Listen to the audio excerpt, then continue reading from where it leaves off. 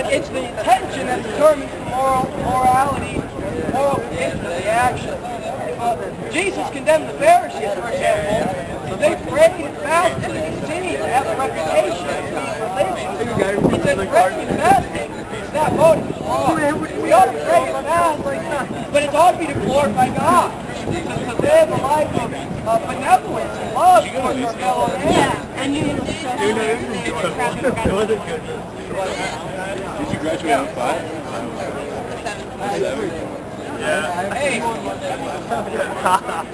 hey, I can't get my iPhone. You're here and you're telling us, this is wrong, this is right, this is wrong, this is right. Yeah. And I assume you're getting this from the Bible. How do you know? What is it that makes you know that you're right? Yeah, well, that's an epistemological question dealing with the theory of knowledge. How do we know anything? How do we know right from wrong? How do we know truth and error? My epistemology is revelation. I'm not an empiricist or something of that. I mean, that's a contradiction. I'm not a relativist. But morality and truth comes from God. And he speaks to us, yes, through the Bible, but also through our intelligence and conscience and our reason. So that's how we all know right from wrong. I'm not claiming to have more knowledge than anyone else. I'm saying we all know right from wrong. Some of us choose to obey it, some of us choose to disobey it. So I have the same revelation you have, the same conscience you have. It's of course, at a fundamental level, epistemology is always something that is a starting point. How do you know what you know? You have to have a starting point in knowledge. I'm saying my starting point and my source is God. My source is revelation. An empiricist, for example, assumes empiricism. Holy crap. Says, I only know what I touch, taste, see, and smell. And I can't know it if I can't see it or touch it. But how do they know that? I'm saying, how do you come to the knowledge of empiricism? You're saying you know the Word of God through the written Word of God, which you can touch and see. You can't empirically prove empiricism. It's a starting point that you must assume. So, but it self-contradicts itself. Starting point that you had to assume too.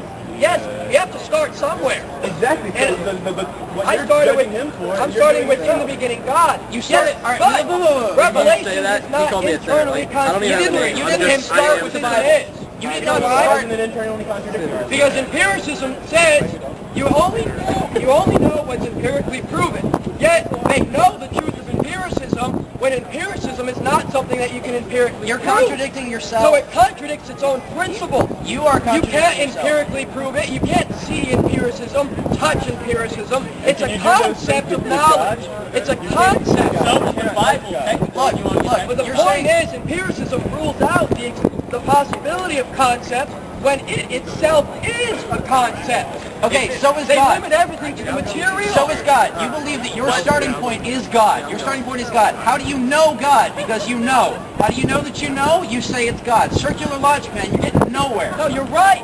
You're getting nowhere. How do you know God? At a Were you fundamental level, born knowing the Bible? No. Empiricism is circular. Rationalism is circular. Look. It's all circular. And yes, my self-attesting, self-authorizing starting point is God. Look, man. How do I know there's a God? Because God revealed this to me. How? How did God reveal it to you?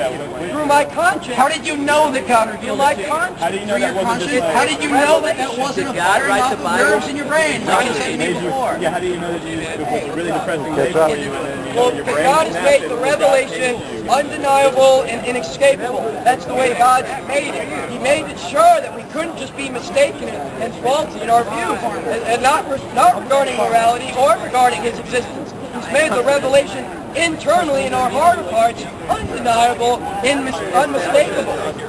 But if you have to, yes, on a presuppositional level, all reasoning is circular. Empiricism assumes empiricism. If empiricism says I know it because it's logical, well, that's a completely different epistemology. And then you're saying that you don't know everything empirically. Now you know things logically.